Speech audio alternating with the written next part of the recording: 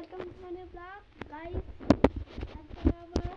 Store guys, প্রথমে হচ্ছে এটা আমার দিদার ঘর। এই দেখেন এখানে কিছু ঠাকুর আছে। রাখুন আমার সোনা দাদা ভাই ওপরে বি আছে। ছবি এইটা হচ্ছে দাদুর ঘর।